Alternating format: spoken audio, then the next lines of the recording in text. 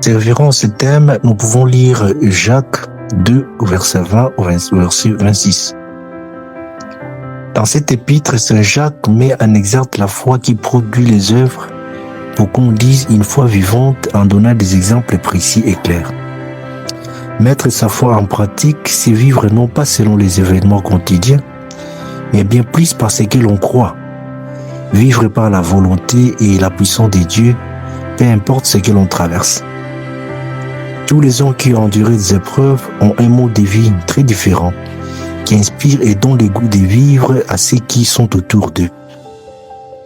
Une vie dont la foi est vivante et les pratiques est fortifiante. Pour dire, même si je ne vois pas encore ce que je pense voir, même si je ne sais pas encore toucher ce que je pense toucher, je tiens à ma foi. Je garde mon espoir pour ne dire que devant moi, il y a de bonnes choses. C'est là que nous faisons allusion à la première lettre de Saint Paul apôtre aux chrétiens de Corinthe, au chapitre 2, verset 9, où il annonce des choses qu'on n'a jamais vues, qu'on n'a jamais entendues.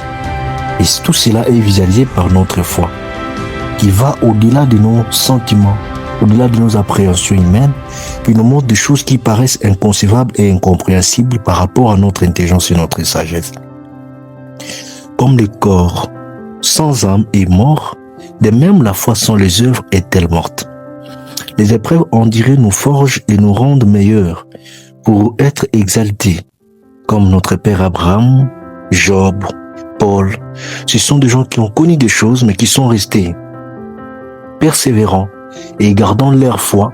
Pour cela, ils ont été rétribués. Pour dire, tout ce que nous subissons en gardant notre foi en Dieu n'est pas vain. Au finish, nous finissons par triompher et c'est là donne le goût à d'autres personnes de suivre notre voie et notre mode de vie pour expérimenter de plus ce que nous avons expérimenté. C'est ce qui est dit dans l'Apocalypse de Saint Jean au chapitre 7, le verset 14. Toutes ces personnes que vous voyez sont des gens qui ont enduré les tribulations, qui ont lavé l'air d'inique et les ont blanchis dans le sang de l'agneau. En gardant notre foi en Dieu, peu importe ce que nous traversons, cela nous rapproche de Dieu, notre Père, source de toute bénédiction, et nos vies deviennent des témoignages. Comme Jésus nous demande d'être des ambassadeurs, c'est ce qui fait qu'à notre tour, nous puissions inspirer d'autres personnes autour de nous, pour que nous puissions tous former une famille de ceux qui croient, un groupe de gens qui gardent l'espoir, peu importe les réalités qu'ils sont en train de vivre. Que le Seigneur, par sa puissance, nous aide à garder notre foi et que cela produise des œuvres du jour au lendemain. Amen.